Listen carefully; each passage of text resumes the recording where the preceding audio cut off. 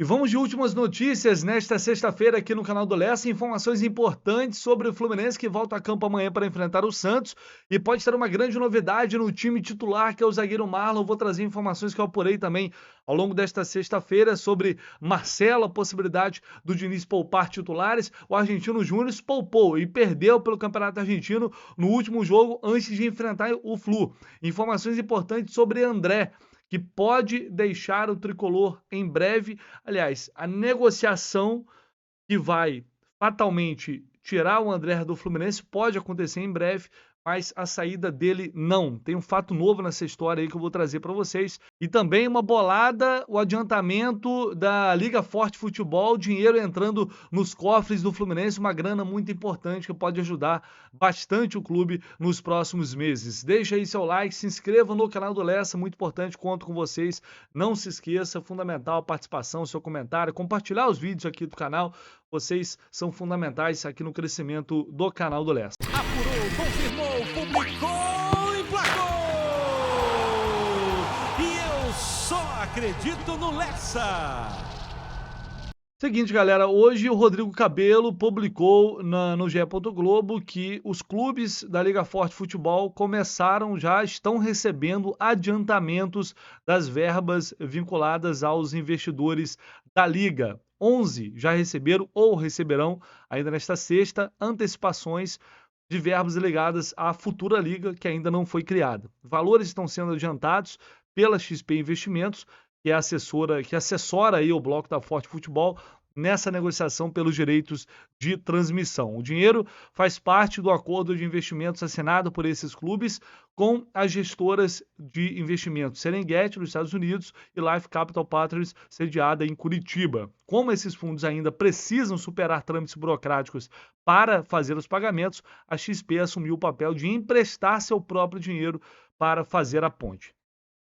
Receberam depósito na semana passada. Cuiabá, Cruzeiro, Curitiba, Juventude e Fortaleza receberam ou receberão ainda nesta semana. Botafogo, Vila Nova, CRB, América, Ceará e Fluminense. Entrei em contato com o Fluminense e a resposta que eu recebi foi de que o clube não vai comentar, porque minha pergunta foi se de fato o Fluminense recebeu, qual foi a porcentagem e qual o destino desse dinheiro, né? Qual será a prioridade do Fluminense para investir essa grana? Vai quitar dívidas, vai ajudar, não vou dizer na contratação de reforços, porque a janela vai fechar agora. Mas enfim, qual será o destino desse dinheiro? Mas o clube não vai comentar isso publicamente, porque são estratégias internas e isso pode atrapalhar outras situações, enfim. Então eu não consegui apurar de fato o destino desse dinheiro.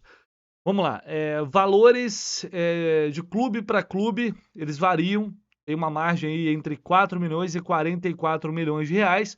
Ao todo, foi oferecida a opção de antecipar 40% da quantia prevista para a primeira parcela, no caso dos integrantes da primeira divisão, e 20% para os clubes que estão na Série B. Nem todos quiseram fazer o adiantamento integral dessa cota, alguns optaram por antecipar um percentual menor e assim correrem menos riscos, afinal de contas a gente não sabe o que vai acontecer no futuro, porque ninguém aqui é bobinho, né? Isso aqui é uma operação de crédito feita pela XP, né? Os clubes deram receitas futuras relacionadas ao Campeonato Brasileiro como garantia de pagamento.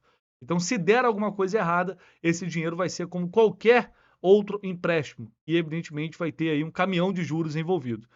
Então, é bom deixar claro isso. É um adiantamento em forma de empréstimo feito pela XP. De outra maneira, a operação funciona assim. Enquanto a Serengeti e a LCP não podem fazer os depósitos nas contas dos clubes, a XP antecipa esse dinheiro. Caso desistam da negociação, por qualquer motivo, essa antecipação vira um empréstimo convencional que tem taxa de juros e receitas futuras em garantia. Então, o adiantamento foi, diz aqui o Capello, um artifício encontrado para blindar o grupo da pressão que faz a Libra, para que seus membros troquem de lado na disputa pela construção da Liga. Até agora, a Forte perdeu Sampaio Corrêa e Atlético Mineiro para o outro bloco. A janela de transferências do futebol está aberta desde o dia 3 de julho e se encerra no dia 2 de agosto. Os dirigentes poderão usar a antecipação dessas verbas para facilitar negociações. Quem já está negociando, até onde eu sei, o Fluminense não está negociando com mais ninguém, então pode usar esse dinheiro para viabilizar e fechar essas negociações. Valores envolvidos, então, o Fluminense poderia pegar 43 milhões de reais. Tá? Seria a antecipação, 43 milhões de reais de imediato. Essa é a informação do Fábio Capello.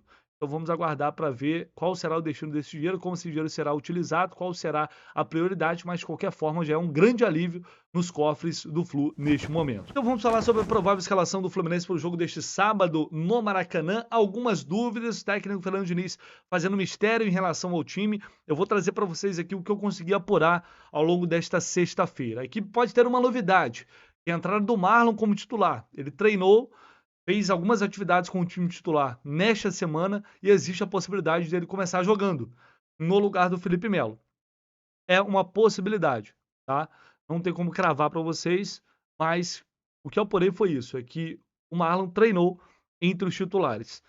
Se vai ser ou não, aí a gente vai ter que aguardar ou uma confirmação através de apuração ou a escalação oficial de amanhã. E aí tem toda uma situação envolvendo o Marcelo. Ele está se sentindo muito bem, treinou normalmente, quer jogar, mas algumas pessoas dentro do Fluminense acham que ele não deveria ser sequer relacionado.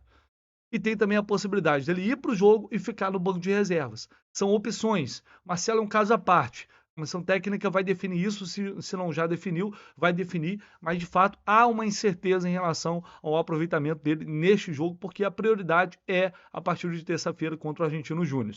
A gente vai falar, meu Deus, mas por que o Marcelo jogar? Gente, se ele tá bem, ele foi poupado contra o Curitiba. Ficar esse tempo todo, mais de 15 dias, quase 20 dias sem jogar, também não é bom. Então acho que o próprio Marcelo quer jogar também por isso, para não ficar tão sem ritmo, chegar terça-feira já com ritmo. Existe o risco? Sempre existe. Mas se o jogador está se sentindo bem, se ele não tem um desgaste, eu sinceramente acho que seria bom o Marcelo jogar amanhã. Mas enfim, vai depender da comissão técnica, do que o Diniz está pensando. O Cano está voltando de suspensão, então a gente pode ter um time com outras mudanças também, com Fábio, Samuel Xavier, Nino, Marlon ou Felipe Melo, Marcelo ou Diogo Barbosa, André, Lima ou Martinelli. Martinelli pode entrar no lugar do Lima nesse jogo, com Ganso ou Léo Fernandes. Aí também é uma possibilidade para poupar o Ganso. Mas, não, repito, não tem uma informação nesse sentido, tá? E aí o Cano voltando de suspensão, com Keno e John Arias no ataque. Apesar de planejamento ser feito pensando no jogo contra a Argentino Júnior, o Fluminense não vai ir com a maior parte do time reserva para esse jogo, por considerar que é importante também vencer o Santos, até pela questão anímica, né, para chegar com moral, para não perder, enfim, para chegar confiante para esse jogo contra a Argentino Júnior. Tropeçar em casa, Maracanã vai estar cheio. Para o Santos, que é um time que está brigando lá embaixo, seria muito ruim. Então, até porque o Fluminense não vem jogando no meio de semana nos últimos dias. Então, o time está descansado, não está desgastado.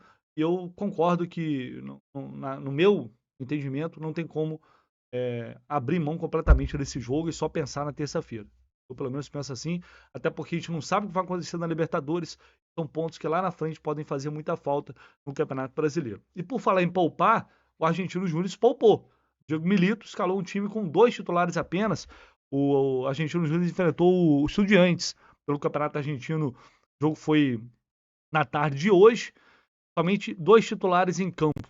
O Montiel e o Domingues. O Montiel está suspenso para esse jogo, não vai enfrentar o Fluminense.